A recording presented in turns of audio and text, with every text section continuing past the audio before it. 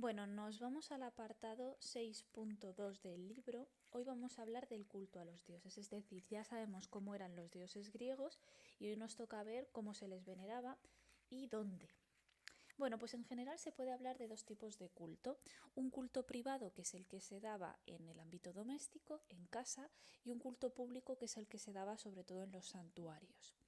En casa, como dice el libro, era un culto que estaba a cargo del padre de la familia y se basaba en ofrendas tanto a la diosa Hestia como a los difuntos.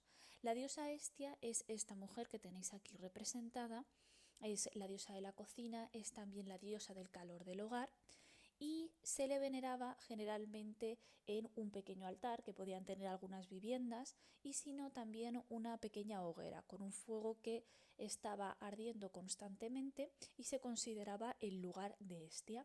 También se rendía culto a los difuntos en las viviendas y generalmente se hacía mediante libaciones. Una libación es un ritual que consistía simplemente en verter un líquido al fuego, que generalmente era vino.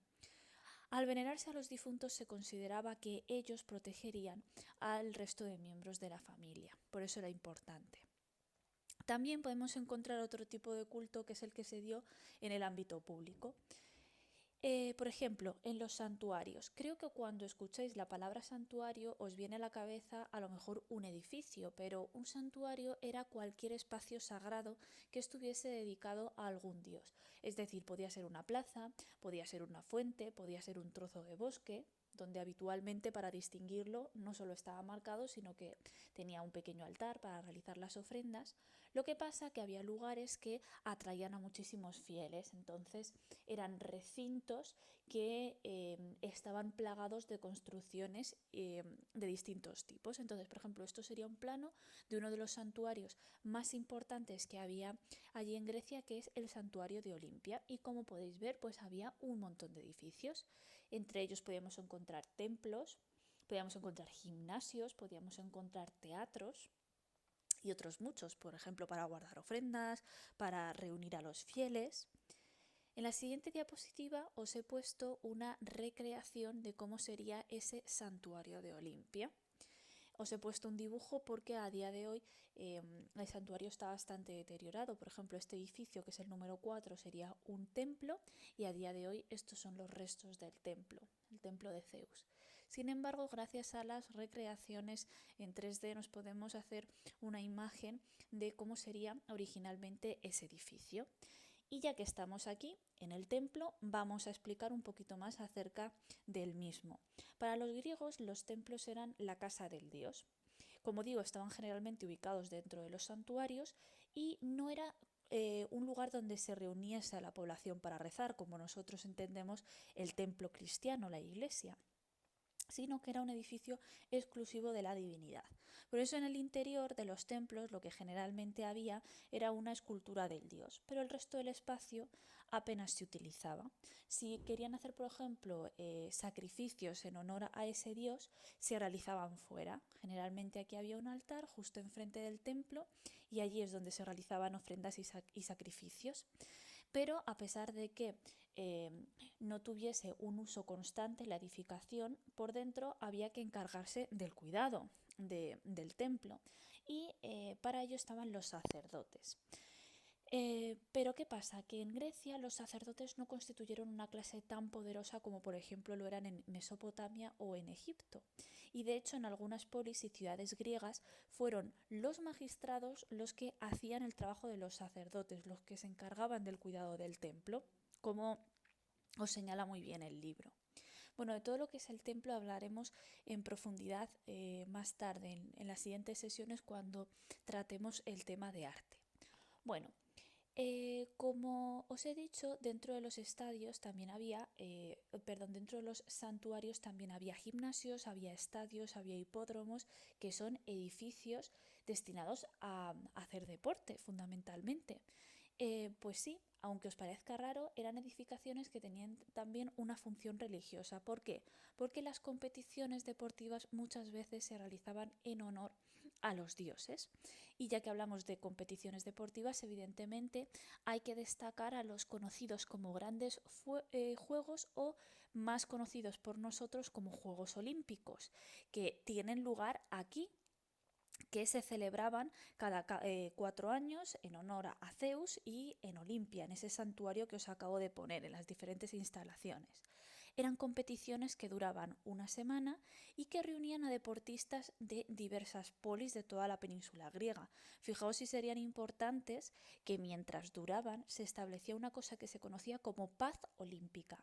Eso significaba que las guerras, si es que las hubiera, se suspendían temporalmente para que los deportistas pudieran viajar sin peligro hasta allí, hasta Olimpia, y así poder competir. Como os cita el libro, fueron una serie de competiciones exclusivamente masculinas.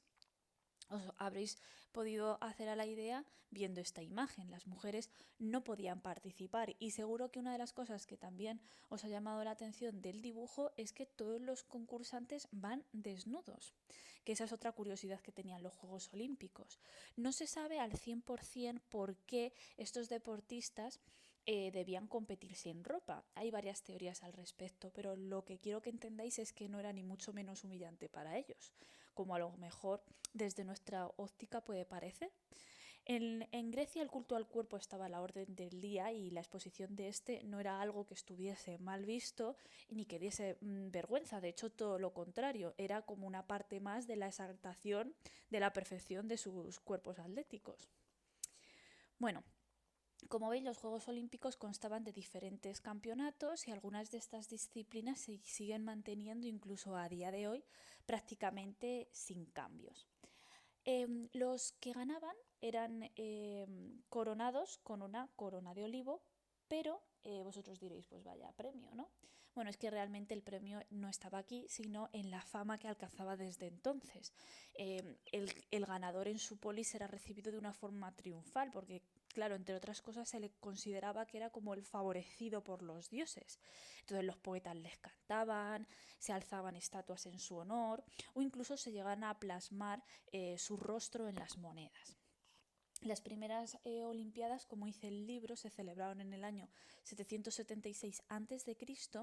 y se celebraron siguiendo el calendario prácticamente sin interrupción durante siglos, hasta el año 393 después de Cristo, en el que se pone fin a los mismos. O sea que no ha sido hasta muchísimo tiempo después cuando se han recuperado. Fue en el año 1896 cuando se vuelven a inaugurar, ya en la era por lo tanto contemporánea, y por supuesto, ya que se inauguran de nuevo, se hacen en Grecia, se celebraron en Atenas, en los cuales por cierto no pudieron tampoco competir mujeres. Bueno, por último, y antes de pasar a los oráculos, os quería señalar que, como os dice el libro, también se realizaban representaciones teatrales en honor a los dioses. Es habitual, por lo tanto, que los teatros formaran parte de ese santuario, ese espacio sagrado del que hemos hablado. Frente a los Juegos Olímpicos, por ejemplo, ya que estamos hablando del ámbito del arte, del ámbito del teatro, existían los Juegos Píticos que no se celebraban en Olimpia, sino que se celebraban en Delfos. Para haceros una idea de lo que estoy hablando, Olimpia estaba situado aquí es donde se celebraban esos Juegos Olímpicos, y Delfos estaba situado aquí. Bueno, pues en Delfos había unos juegos muy famosos, que eran los Juegos Píticos, y que se celebraban en honor a Apolo y eran básicamente concursos musicales. Bueno, lo último de lo que os habla el libro son de los oráculos. A ver, ¿un oráculo qué es? Pues un oráculo era básicamente un lugar en el que había una mujer que se llamaba Pitia, que era básicamente como una pitonisa. De hecho, el nombre de pitonisa viene de aquí, de Pitia. Era una mujer a través de la cual hablaban los dioses y que te podía dar respuesta a cualquiera de las preguntas o inquietudes o consultas que tuvieses, ¿vale? Si necesitabas consejo de los dioses directamente, ibas al oráculo. Entonces, ¿oráculos habían en todas partes? No. Había en algunos de los santuarios más famosos de Grecia. Entonces, entre ellos destacó, por ejemplo, el oráculo de Delfos. Como digo, aquí. Estas serían una reconstrucción de ese oráculo de Delfos actualmente como estaría. Bueno, ¿y cómo funcionaba? Bueno, realmente el funcionamiento y el procedimiento sigue siendo un poco rodeado de misterio. Los consultantes, por así decirlo, tenían que pasar una serie de preparativos que no vamos a ampliar, pero bueno, eran relacionados con la purificación, el sacrificio de un animal, etc. Y luego la pitia o la pitonisa, que era una mujer, primero fueron mujeres jóvenes, luego fueron mujeres mayores de 50 años, se metía en una parte del templo que tenía un acceso muy restringido, estaba prácticamente prohibido para todo el mundo, es decir, los consultantes no podían ver qué estaba pasando. Pero al parecer esta mujer se sentaba sobre una silla que estaba a su vez sobre una grieta de la que mandaban una serie de gases. Entonces esta mujer entraba en trance. Cuando estaba en trance se consideraba que era porque el dios estaba hablando a través de ella. Ella balbuceaba una serie de cosas, muchas veces evidentemente por su propio estado ni se entendía lo que se decía y eran los sacerdotes que la acompañaban los que debían transcribir el mensaje. Y entonces, una vez ya se tenía el mensaje o la información, se iba fuera del templo y se le decía a los consultantes: mira, esto es lo que ha dicho la Pitia acerca de la consulta que tú nos habías pedido o acerca de la pregunta que tú nos habías hecho, ¿vale? Estos eran entonces los oráculos. Os podrá parecer ahora que tiene esto un funcionamiento un tanto extraño, incluso podéis pensar que es una tomadura de pelo, pero el oráculo de Delfos fue tan importante que por la cantidad de profecías que hizo, que alcanzó un éxito increíble. En el momento de máximo apogeo había hasta 3 pitias en Delfos, porque una, la pobre, no abarcaba para tantas consultas. Y se creaban auténticas peregrinaciones para ir a Delfos, no solo desde la propia península griega, sino desde países extranjeros.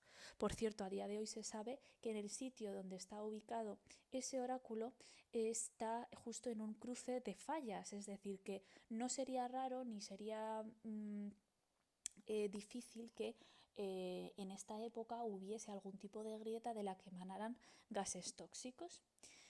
Bueno, pues con esto yo creo que ya hemos terminado este punto. Si hay algún tipo de duda me lo hacéis saber abajo y el próximo día terminaríamos con el 6.3 y ya empezaríamos el punto de arte.